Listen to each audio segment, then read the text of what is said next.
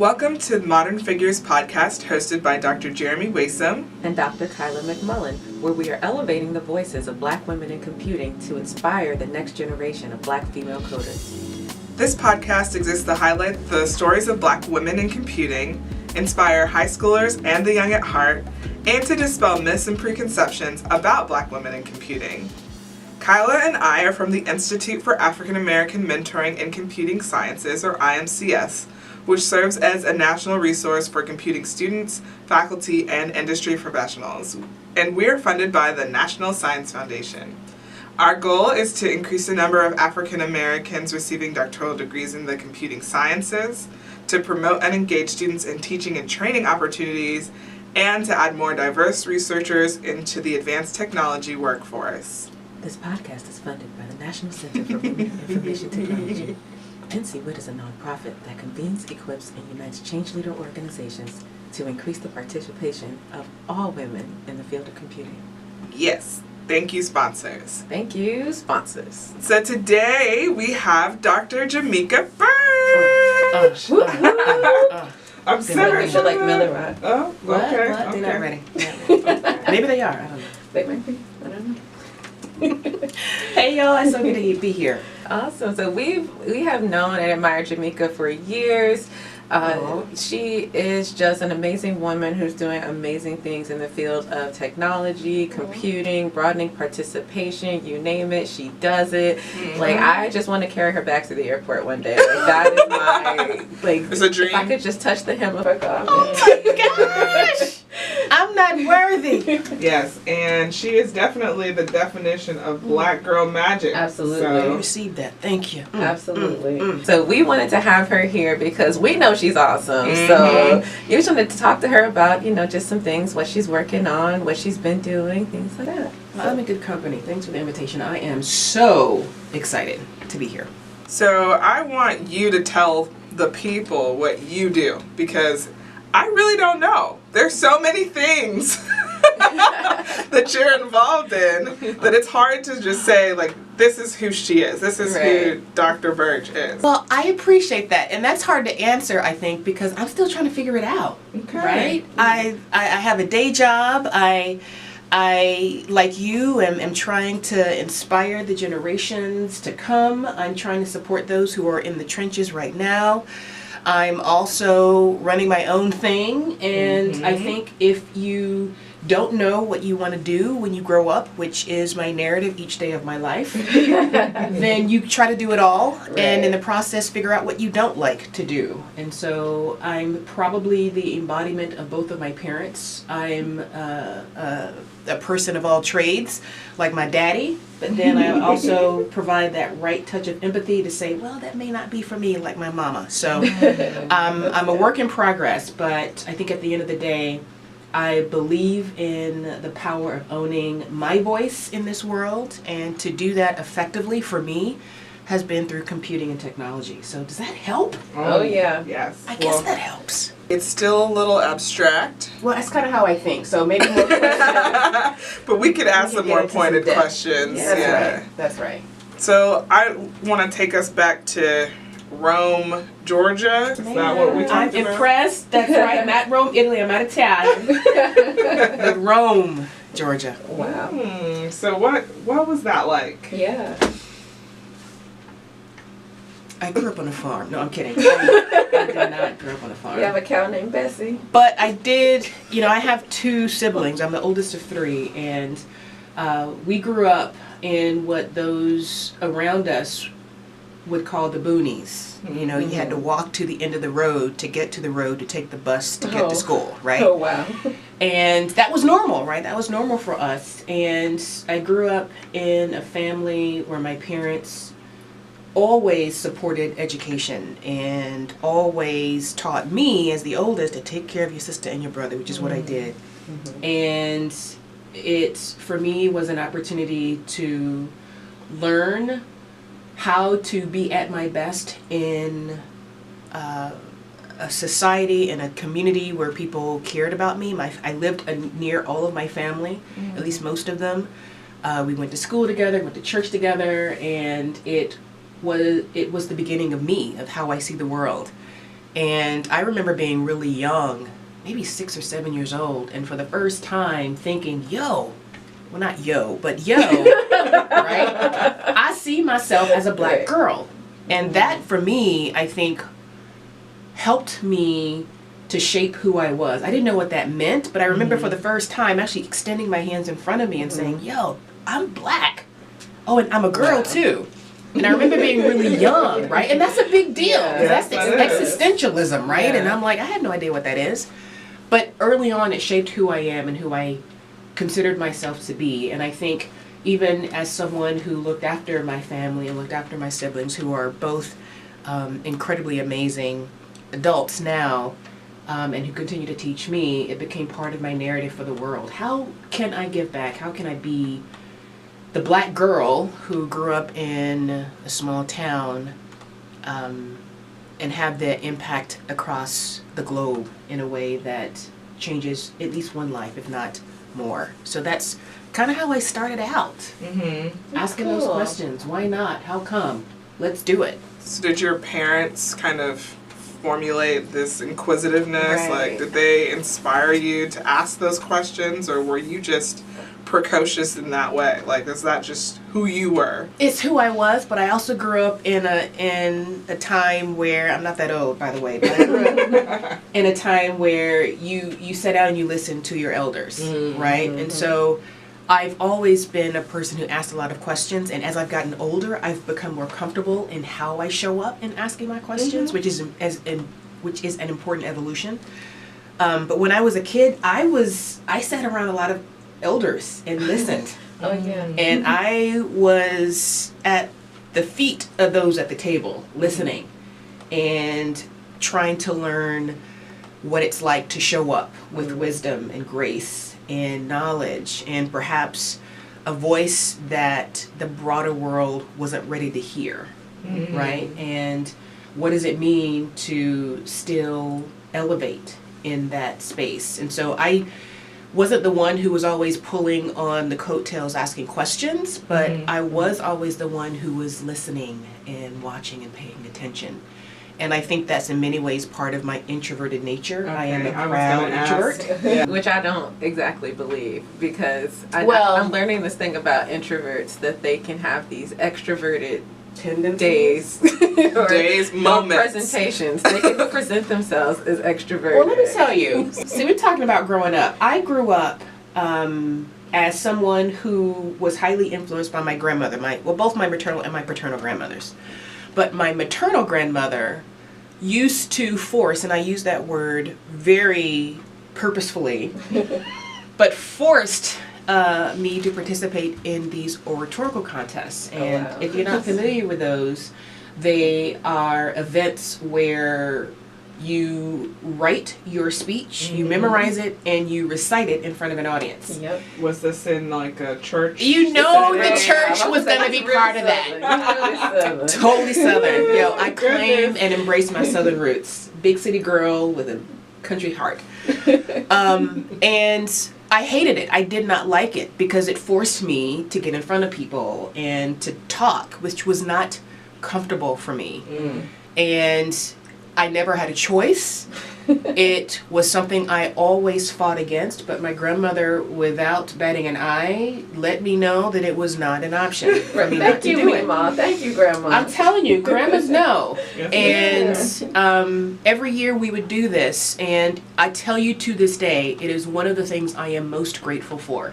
Because when I show up in a meeting at work, or when I show up any place to talk to executives, or when I had to speak to captains and generals in the defense industry, I didn't have to worry about how I showed up because I already had that presence. I had that presence of self and voice and accountability. I could then focus on what I was saying, which for me is really important.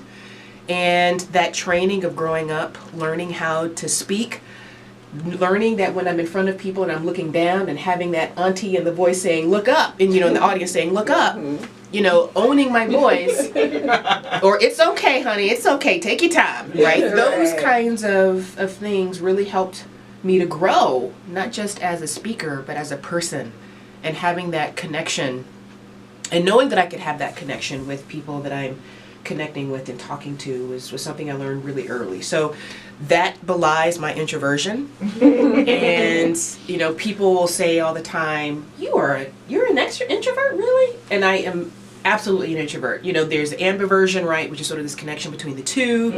And some people will say that I'm an introvert and extrovert's clothing, but I am full-fledged introvert. I know I don't act like it. I'm really shy. I don't look it, and my personality type is also very rare. INFJ, another introvert. Oh. So I don't act it, but trust, all day, every day, I could live and thrive in my house all day without everybody being around. So INFJ, that's a Myers-Briggs Myers-Briggs personality type. Yeah. It is. So, I won't give it away, but folks can look it up, and that's me to a T. Oh yeah, I need to go look it up.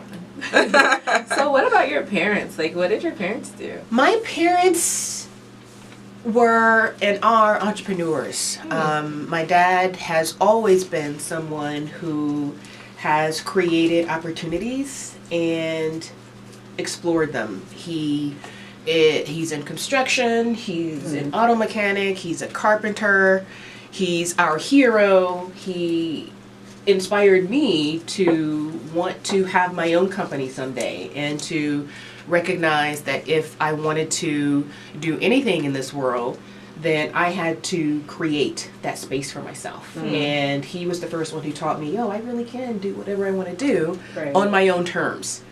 My mom also for a while was an entrepreneur, owned her own business.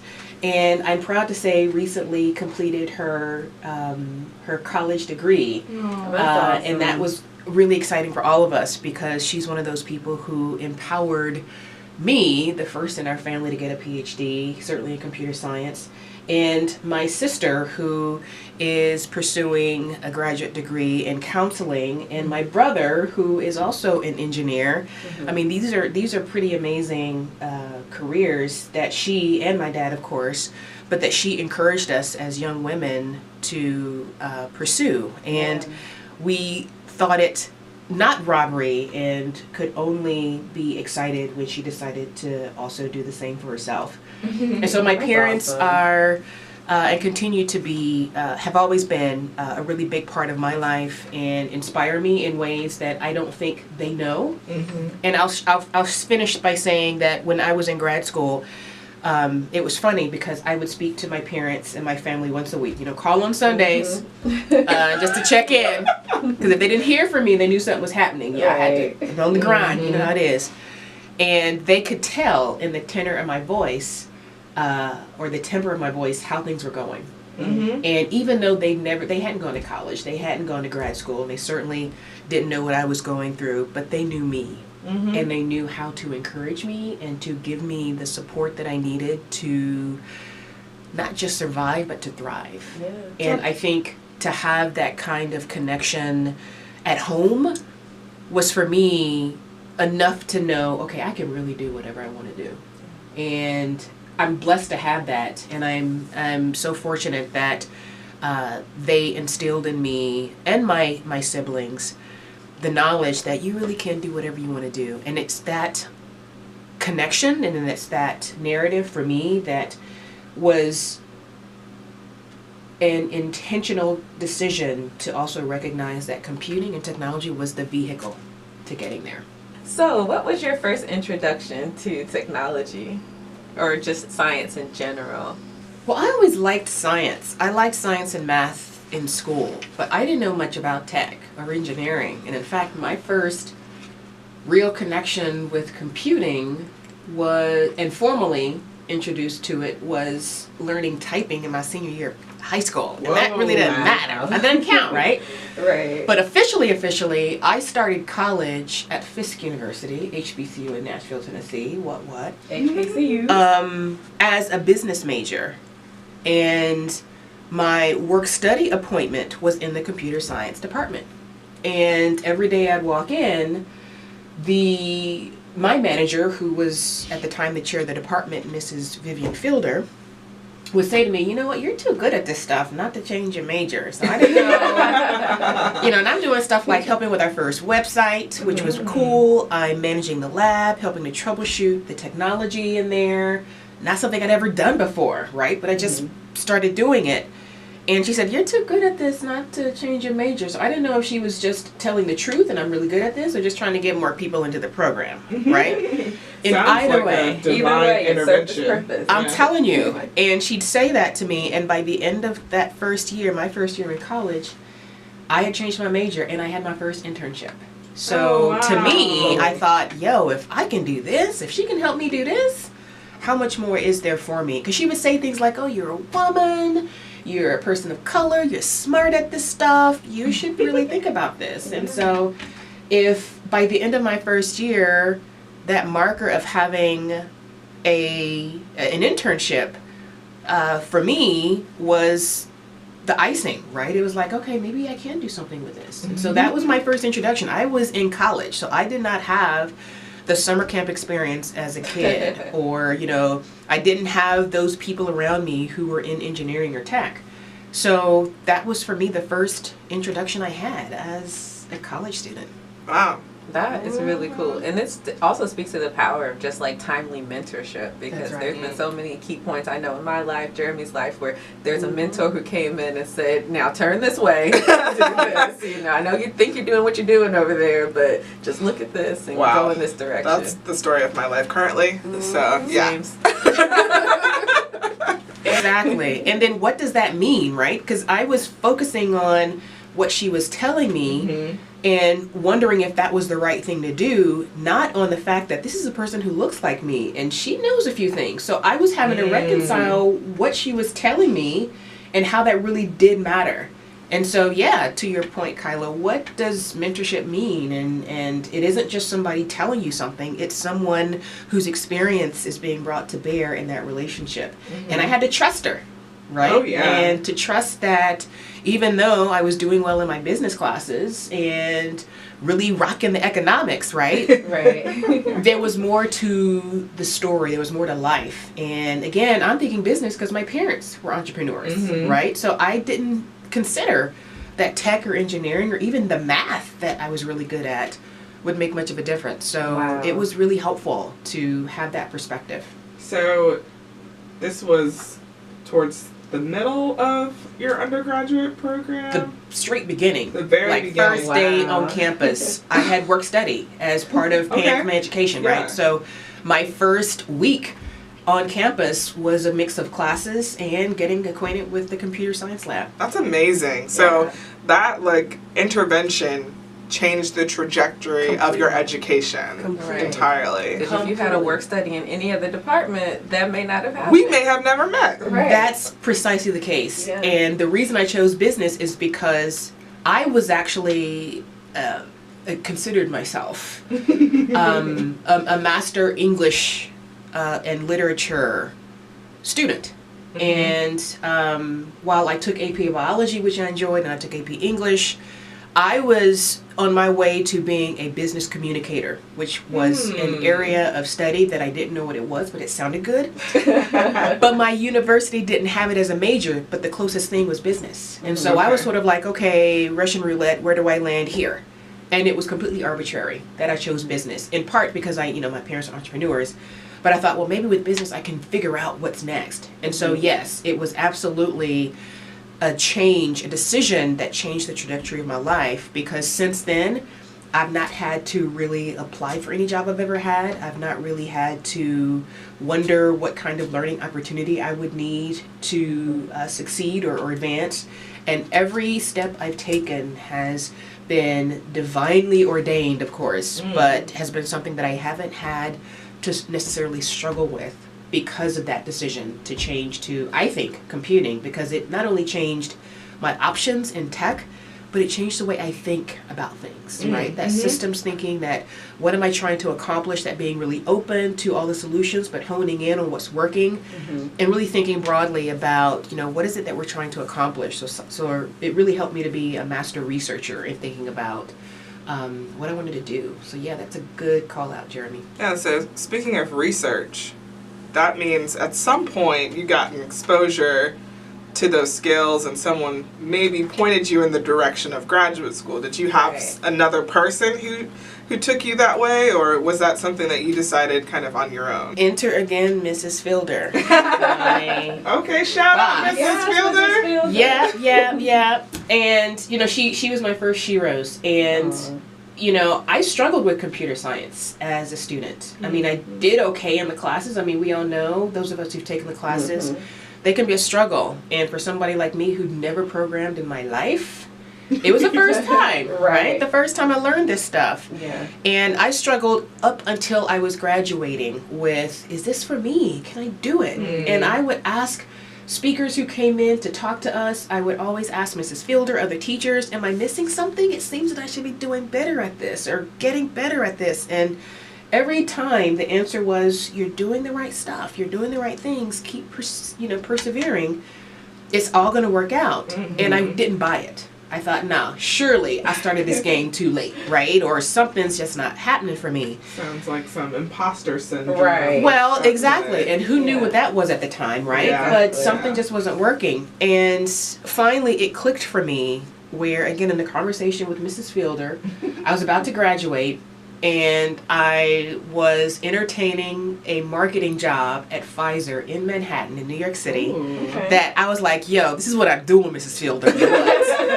I'm going to the big city. She's like, no, you're not. She's like, you need to go to graduate school. Because she knew that I had more to give. And she also knew that I was a learner and that I liked, as a kid, again, to ponder and think about questions and to focus on the important things that I wanted to be in this world. And after a conversation with her, she said, you know what, you should consider graduate school. And I have a contact at North Carolina A&T that you should talk to. That's in Greensboro, another HBCU. What? I get pride. Yeah. And I thought, okay, since I'm really not sure, I'll have the conversation. And within 2 weeks, I was accepted into grad school and went to get my master's in computer science to follow my bachelor's degree. And so that voice, again, was unctioning me to move on and keep going. And that's exactly what I did. So, like, getting your master's at an HBCU, did that, like, help to quell some of the imposter syndrome that you were having? Of course not. Because it was still hard. But you're around I would assume being around people who look like you that are doing this on a whole nother level would, like, give you some sense of comfort. Well, I mean, there are two things. There's being around people who look like you, which was amazing, right? And then there's a reality of the content you're learning. Yeah, right. Like, she was around people who looked like her. Oh, that's true. At first, that's true.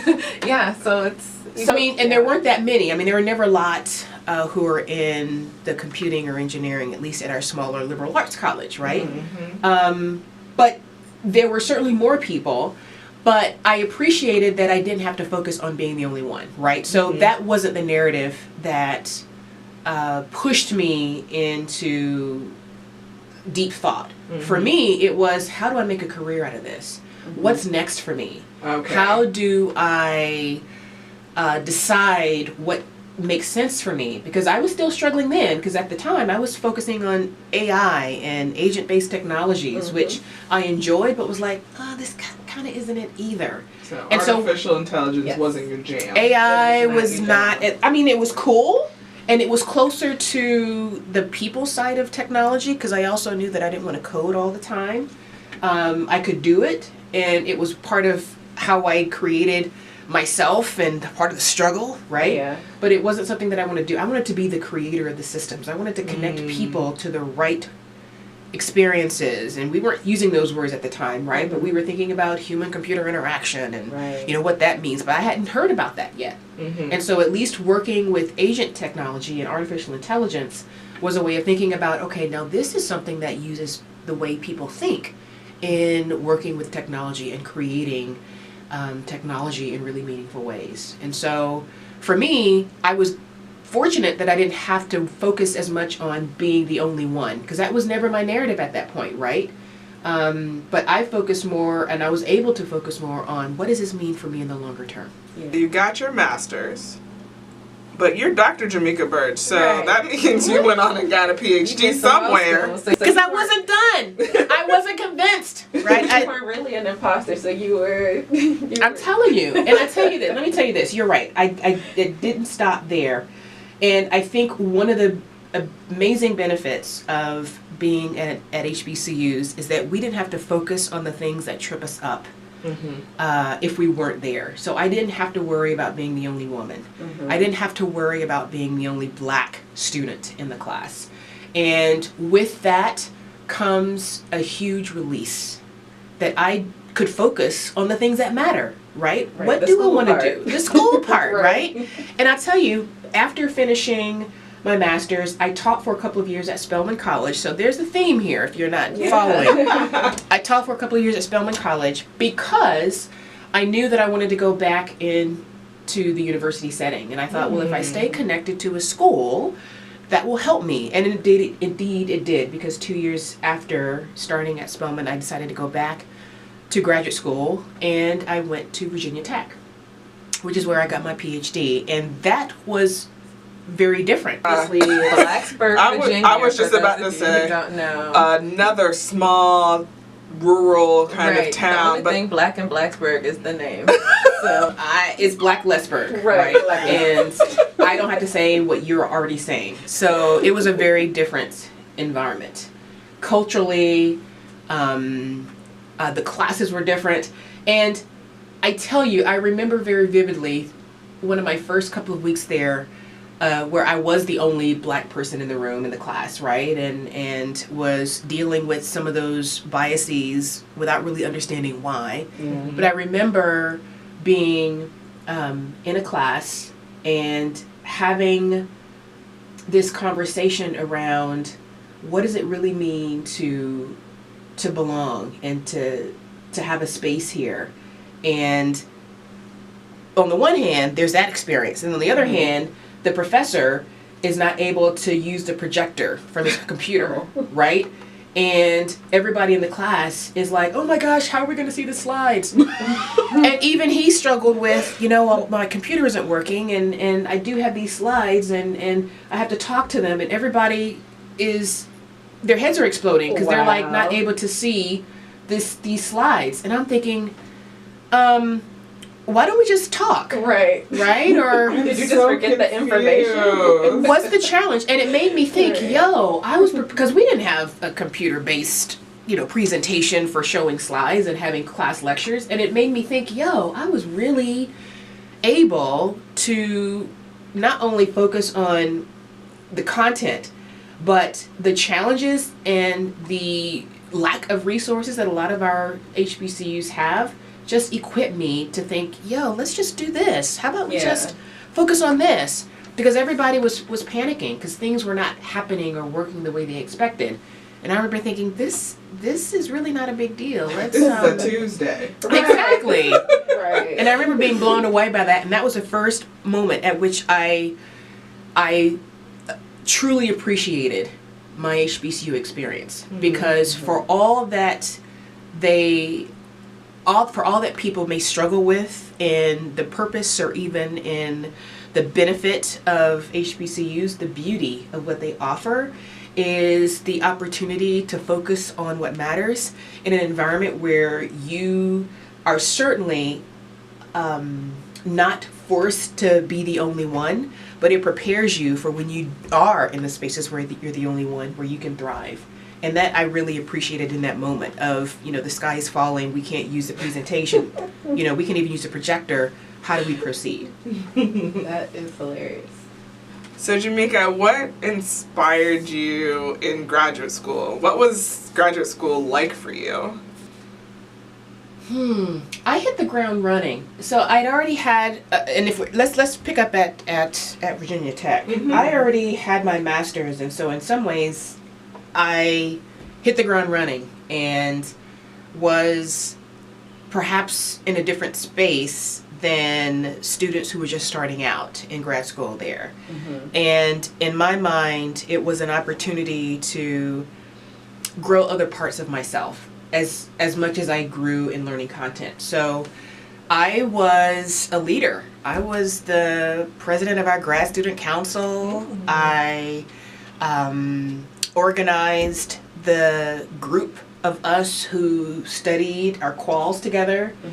I was the person who also helped in setting up our activities that we would conduct as part of our department. And so I saw myself growing and actually able to embody what leadership in tech might look like. In many ways, I think because I was willing, first of all, right? There aren't many people who are willing to be the council lead and that kind of thing. I was gonna say, this don't sound like no introvert Well, to me. well, let her be herself, okay? I was gonna say, all of us have that similar story, and I think just about every person that we've had on the podcast during the season is the same way. Like, they were leaders and change agents on their campuses, and it's interesting how Black women tend to be that person, right? And I don't know if it's just a collection of our experiences that informs that, but we are all that way. Yeah, I feel like we take up that labor because it's like you almost feel like if I don't, who's going to? I see this need. Why shouldn't I step in? Exactly one of the two. I have two hypotheses. Okay. Since we're talking about being researchers. So the first is, I grew up that way. I grew up taking care of my family, my siblings, and so that was a part of who I was. But the other part of it is, to your point, to both of your points, because there were so few of us of color in the department, I also knew that at least if I was involved, I would be part of whatever those discussions were. I would be part of creating a climate that was inclusive. I didn't realize it at the time, right? But I figured, well, if I'm not part of who's doing the do, then I know that I'm going to be limited in terms of how I'm going to be able to relate to what's done. Yeah, I find that so interesting. So I feel the same way. Like, I don't think I ever thought about how much I created this space that was inclusive of everyone in a space that wasn't necessarily inclusive at all. Right, and it wasn't necessarily intentional, right? I didn't go out and say, hey, we're going to do this for Black and brown and different kind of people, men and women. It was that, I think it's an automatic lens, but also that recollection that even if I'm not creating something for Black students, for example, which didn't really make sense in a PhD program in computer science at Virginia Tech, right? At least what I could say is, I'm going to be part of it, right? And I know that I will like it, which had nothing to do with my race or gender, but just with the fact that I was involved and I had a knowledge of what was happening. And in many ways, that was how I could connect with other people. And it creates a sense of community, right? Absolutely. Which I think doctoral programs don't necessarily promote unless your faculty advisor just happens to be somebody who cultivates that. It's just uncommon to find, and every once in a while you'll see some graduate students who decide external to their faculty advisor that we're going to be a family and we're going to support each other. But often in the tech space and engineering, it's more contentious, right? Like, I'm competing with you for the time of my advisor, and so I don't necessarily want to be your friend or want to support you. So did you experience challenges like that in your lab? I think there were some, and yes, to everything you've said, plus a billion, right? And for us, because I was studying human-computer interaction and the space of that intersection between technology and people, I think there was more of a willingness to engage with each other. So to your point, we created that community for ourselves, and I still keep in touch with a lot of those people now after we're done with grad school. But you're right, we weren't really connecting much, or I wasn't connecting much with the software engineering students or the network and architecture students or the operating system students, right? And for us at Virginia Tech, we have a center for HCI, human computer interaction, and so that was our own way of creating community for ourselves. But even within that space, there were different projects and different faculty and different students, and so everybody doesn't always come together. And I think for those who are willing, it at least it gave us that space to connect ourselves in meaningful ways. So doing HCI in like a traditional CS department, like I know I've witnessed it at other places. Did the other students who weren't doing HCI have, there's like a stigma that, oh, what you're doing is easier, it's not as rigorous, things Dude, like that. And I had that. I had that question, right? Because my dissertation focused on bringing people together through highly contentious communications and giving them an opportunity to resolve those contentions over technology. And I had an amazing committee, and I remember thinking, okay, I'm going to bring these couples into the lab and have them argue, which is effectively what I did, right? And I had them argue across different tech media. And yes, we had IRB approval. We, Were these fake people. arguments? These are real arguments, dude. It was a whole thing. Wow. We might have to do another podcast about how they went down. But we had couples coming into the lab. Like couples, like couples, married, living together, dating, now that in is relationships. interesting. Yeah, well, they had to be married or at least in relationships because they were vested. Yeah. Right? I see. They were vested I in the see. relationship. And so having an argument or recreating a past argument wouldn't make their relationships implode. But we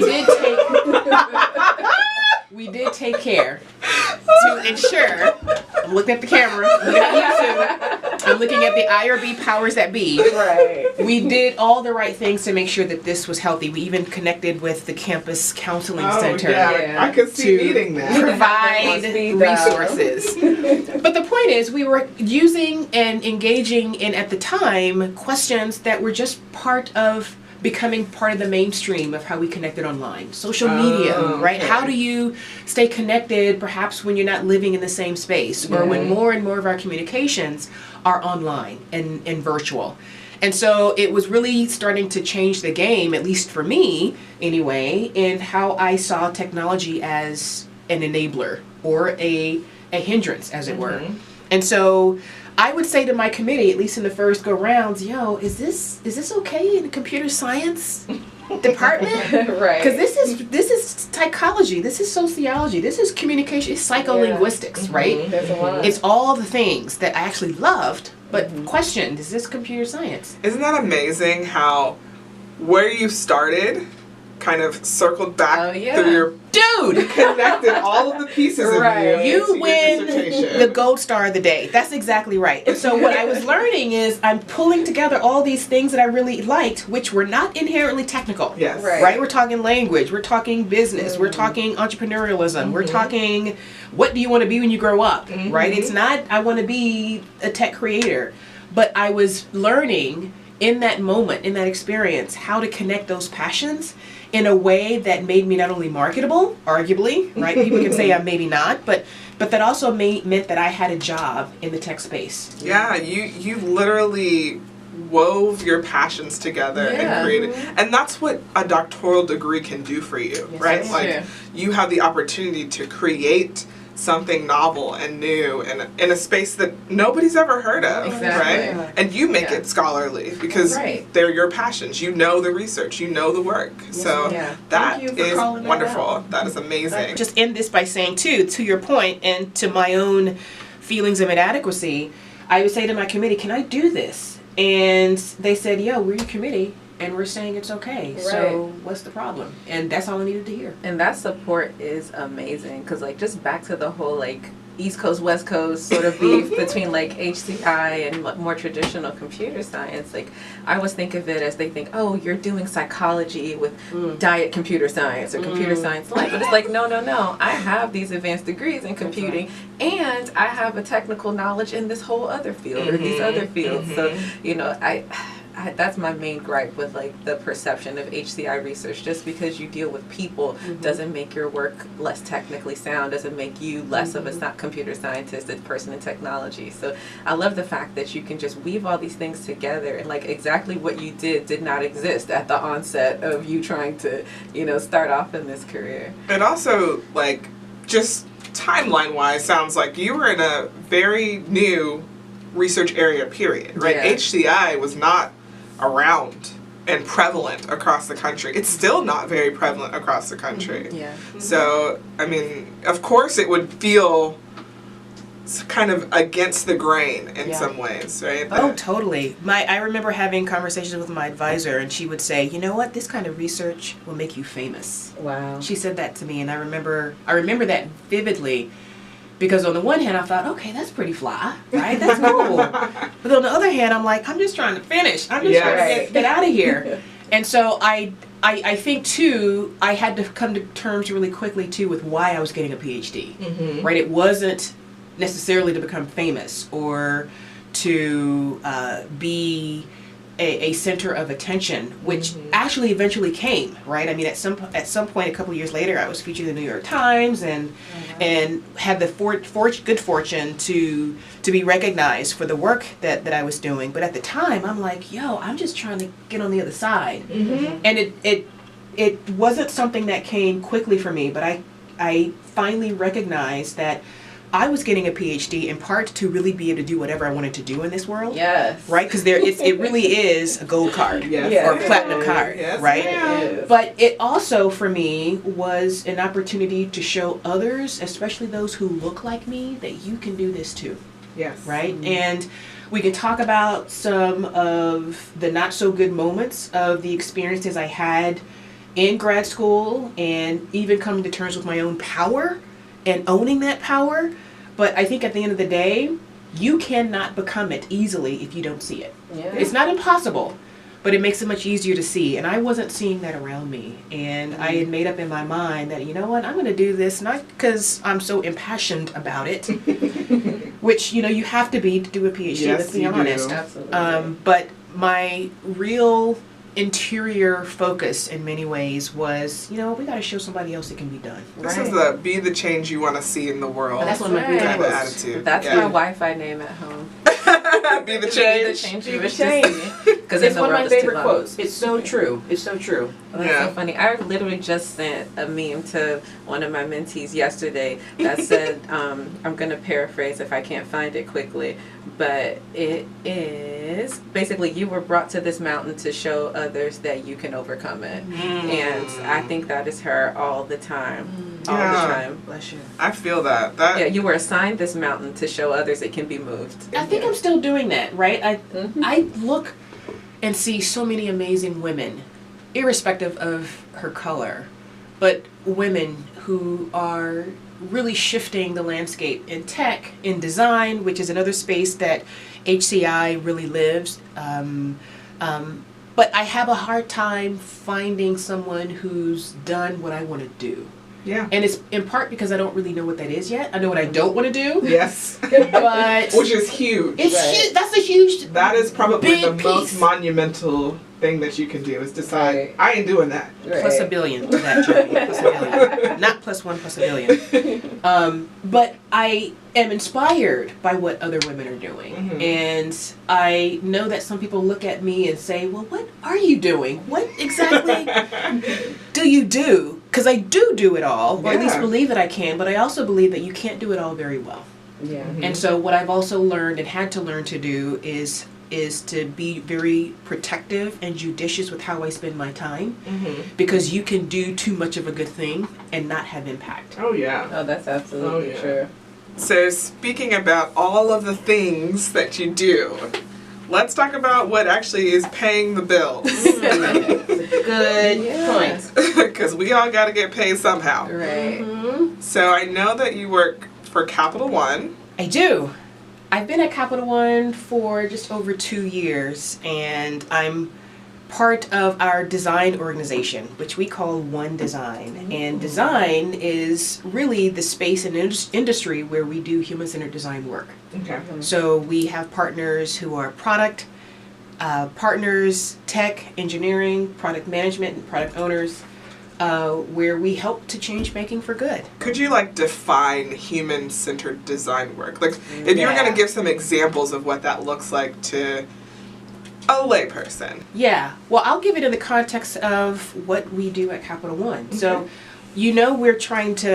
we're always asking the question, what's in your wallet? Well, think about whose wallets are out there, right? We have a lot of different kinds of people in the world, and thus lots of different kinds of customers. And so it makes sense to understand what kinds of products should we be offering. How do we ensure that the experience that people have with their bank and with their money is seamless? Yeah. It works for their needs. And for One Design as an organization, of course, we are asking those questions. How do we ensure that the people are at the center of what it means to bank? And for Capital One, you might know too that we're moving away from the brick and mortar spaces, and we're moving to more of an experience around how do you work with and engage with your money. And we have more cafes now where you can grab coffee as you're doing your banking on the go. Interesting. And so as more of those experiences evolve, and if we think about it, that's more of how we live these days. Yeah. How do we support those kinds of interactions? And as a designer at a bank, our questions are around making that experience as seamless as possible, making it as fruitful as possible, and supporting as broad a range of experiences as possible. Part of what you're doing helps to get engineers and developers to think with more of a design sort of flavor to what they're doing. So Absolutely. what are the challenges there for like trying to get people to be in this mindset that didn't traditionally, like their major may not, or they may not even be people who think that way? Great question. And I would argue that we're wonderfully suited as designers to ask those questions. And in particular, because I'm a computer scientist. So here I come with that lens of the technical background, but also that willingness and interest in wanting to support the person with where he or she is. And so it's a conversation that we keep having where we connect with our partners, we connect across the aisle to say, I know that we have to get this product out the door, or I know we have to develop and put in the time to codify this requirement. But are we looking at the person as the unit of analysis, and I'm a researcher, so I'm saying that term, so that we can ensure that what we're shipping out the door actually meets a need? Yeah. Now, and that works both ways, right? We want to make sure that we're compliant. We want to make sure that we're following the right kinds of regulations because we are a bank, and those kinds of things. But I think as designers and from a human-centered lens, we ask the question around what's the real need? What's the human need? And how can we ensure that what we do create meets that need and we're not just creating something just because we want to? So I assume that involves a lot of like relationships with people and going out and getting that real data to see if people are actually going to use what you're going to create. Right. And in different contexts. Yeah. So we do a lot of research where we bring people in and we talk to them. We get their feedback about their feelings around money. And similar to my experience with bringing couples into the lab and having them argue when they really did argue, people will talk about their money. They'll talk about their relationships. It's a personal experience, right? And all of us have that relationship. And if we can learn a little bit more about how people relate to their money, we can help them to better manage it. We can help those who don't have to get more of it. We can help those who are trying to grow credit to be better at it. Whatever that thing is, we can do. And to your point, Dr. J, yes, it's about relationship building, because I actually have just been working on a project where we work with our product tech partners to integrate some more design and design thinking into their work, which is not inherently a part of their work, their workflow. Yeah. But it was such an amazing experience because now they can say, and they have said to us, yo, we have this experience of working with this one design team that we can say we've got this great standard now. We've got this prototype that we developed that is human-centered, and we can say that because we don't have the same lens and perspective as the designers do. So that's been amazing. That is super cool. So I know outside of your work, you have other work. Because the work never ends. Right, never ends. The work never ends. Yes, indeed. In fact, I'm also co-PI for a couple of National Science Foundation funded grants. And similar to IMCS, I think it's important that we have a broader conversation around how to get, how to make computer science certainly a mainstay of how we teach and grow and learn, especially for populations that look like us. And in that similar space, I am co-PI of a couple of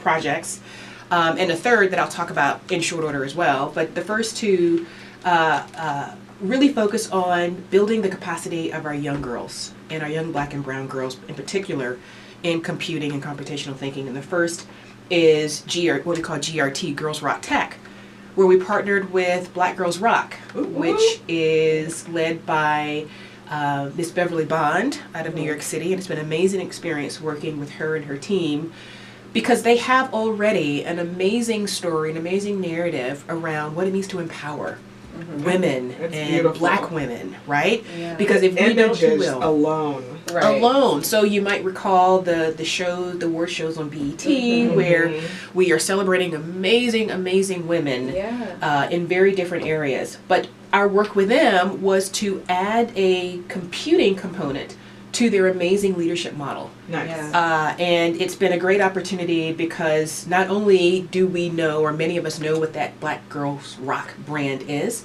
but to connect that to computational thinking and to computer science, a space where we are not very well presented. And I'm saying presented for sure because there's something about that word underrepresented. But, Yeah. you know, we'll Yeah. get another day. But yeah. there's something about connecting those really two different gulfs together in a way where we're empowering our young Black women, or future Black women, to recognize that you can be interested in art and music and creativity and fashion and entertainment and still be a techie. Yeah, they are not mutually exclusive. They are not exclusive. And in fact, I'm probably a poster child for that. Right. Here I am, the English, the Exactly. psycholinguistics, the business, and then here comes tech. Tech is a vehicle. It is not the thing. And I think for our communities especially, we have to change the narrative about how we're getting girls interested and how we're keeping our community interested. Because coding for coding's sake is not where it's at. Right. It's being able to use it as a vehicle for doing these other things that they really find passionate, that they're really passionate about, and that build wealth. We don't really even talk about the wealth building piece yet, but this is all part of that narrative. And so part of what we've been able to do, and we've been really grateful for that connection and the relationship with Black Girls Rock that continues into the other project that I'll share a little bit about too, is that just this past summer, we had a camp. The Girls Rock Tech experience culminated in a camp that we held in Washington, D.C.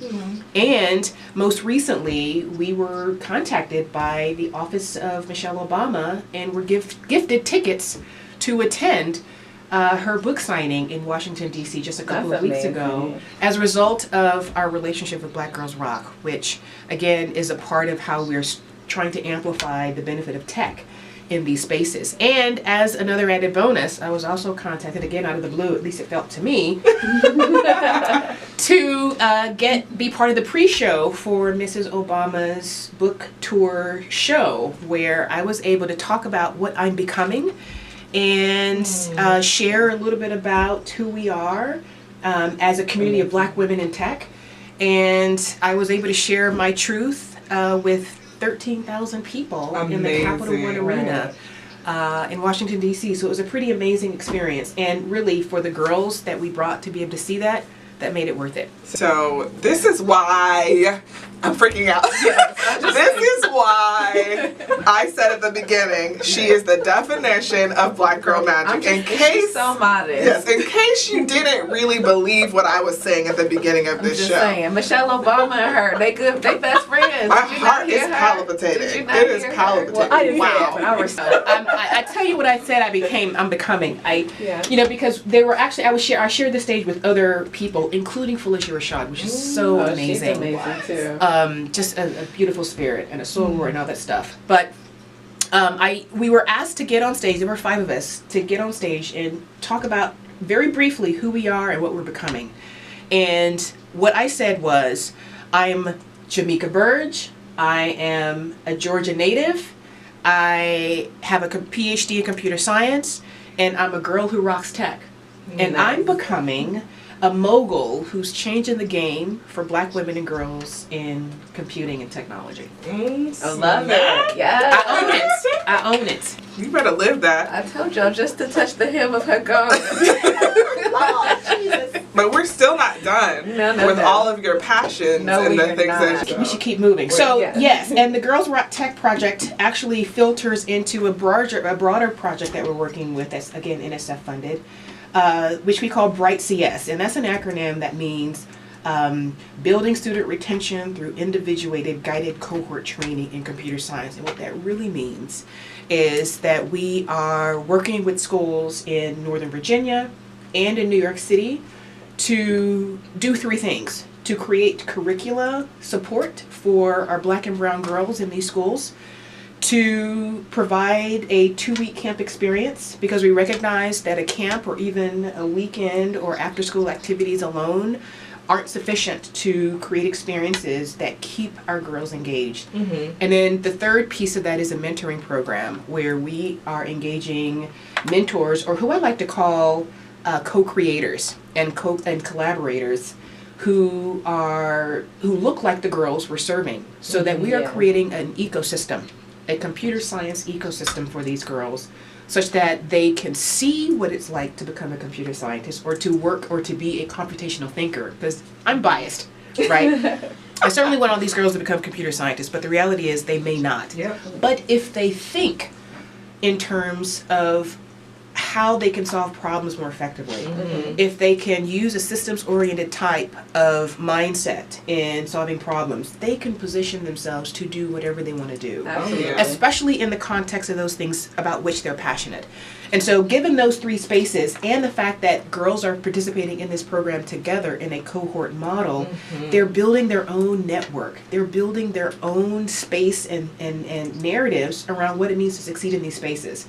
So we're working with 2 schools in Northern Virginia, 2 schools in New York City, and we have a wealth of partners, including Virginia Tech, the Thurgood Marshall College Fund, and Black Girls Rock, among other partners, who are ensuring that we are bolstering these girls and providing the right kinds of resources at the right time. And eventually what we'd like to see this turn into is opportunities to connect with IMCS, right through mentorship, and other organizations that allow us to not be sole creators of content, but connectors. That's what it's about. We want to connect girls. You may not come to our program, but if you learn about our work, we can point you to other programs that are out there too. Perhaps they're closer to you. That's that ecosystem model that the National Science Foundation has been all about in recent years. So I can definitely see synergy between our organizations and the things that you do.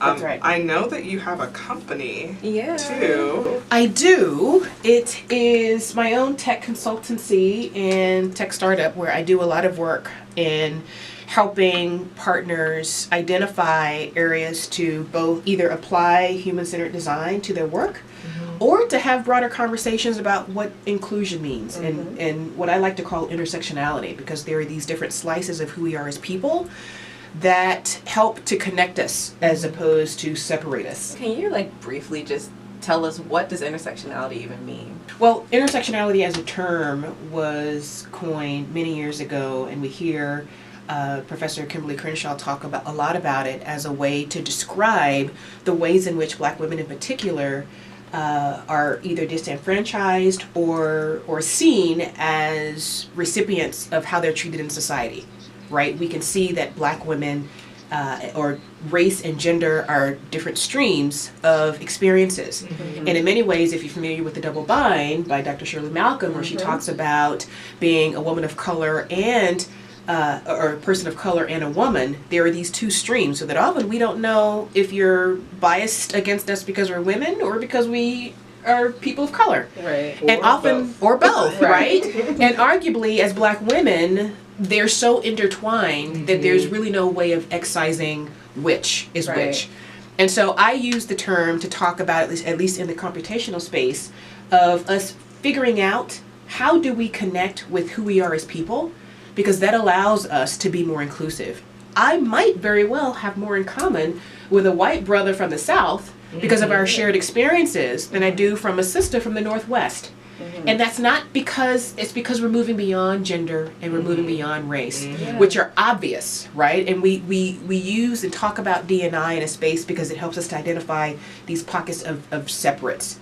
But I think intersectionality allows us to focus on those different strands of who we are, whether it's race, gender, which are obvious, but also socioeconomics, your sexuality, where you grew up, your education, abilities, right? All the things that we don't often talk about, but are part of what allow us to exist as humans. And actually that's how we're able to be inclusive, by recognizing that we all have these shared experiences that bring us together and help us to figure out, well, how do we get around the walls that are blocking us from truly collaborating? And so that's part of what I would describe as intersectionality, at least in the computing space. And you've consulted in this, like, in this sort of dimension for lots of really big names. Like, so what kinds of, like, things do you do? I have. Yeah, I did mention I have a day job, so I do this kind of work pretty sparingly, but I have had the good fortune to work with Google and NC WIT in this very space and served as their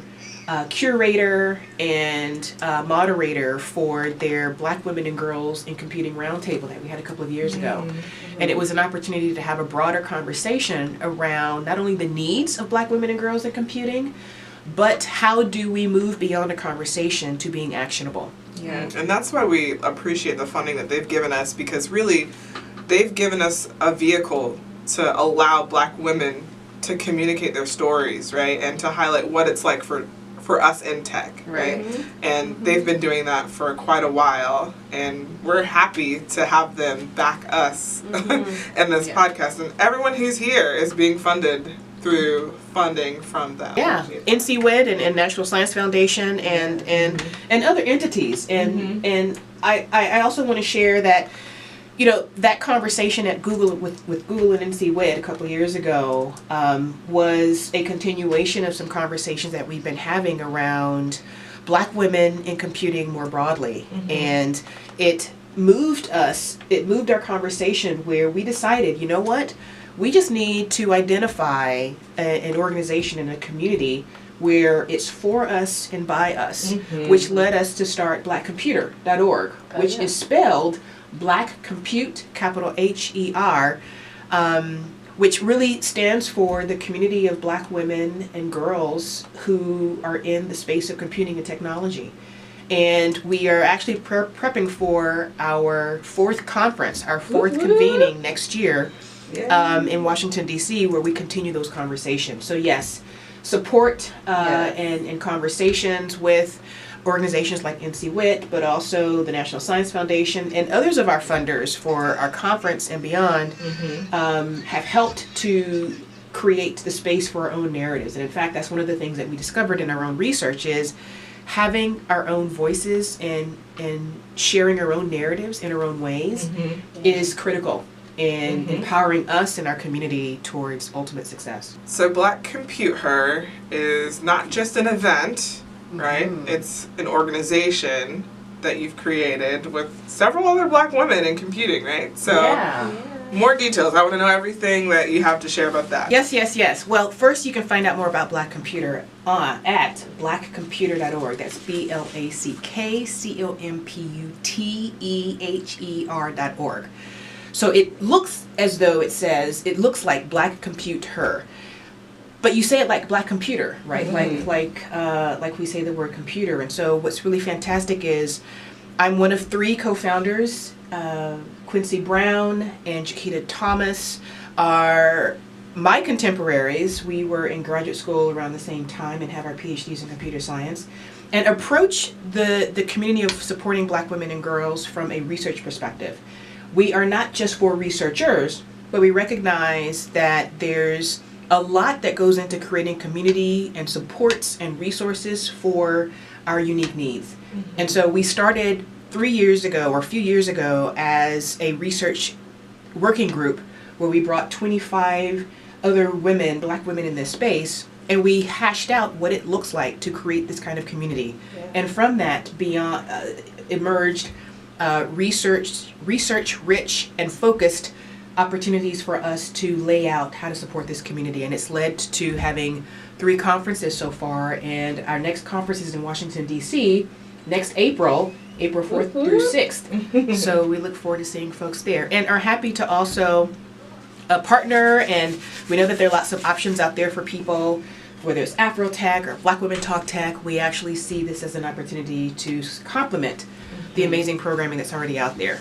Yes, and we try to support you as much as possible, sending And you do. students and faculty to participate every year. So. Our own Kyla was a speaker last year, so I mean we're the same community, right? Yeah. And I think the challenge people have is, well, how do I know where to go? And there's so many options, and you're right, there are. And I think what separates Black Computer from these other organizations, and separate is a harsh word, we're sort of complements to what's out there. Yeah. But we really do take a research-specific space in understanding exactly what are we trying to accomplish, and then to take that perspective and to provide the resources to Black women, Black girls, in all of computing. We're not focused on Silicon Valley solely, we're not focused on Black women entrepreneurs only. We're actually trying to meet all the spaces for where we live and work in the computing space.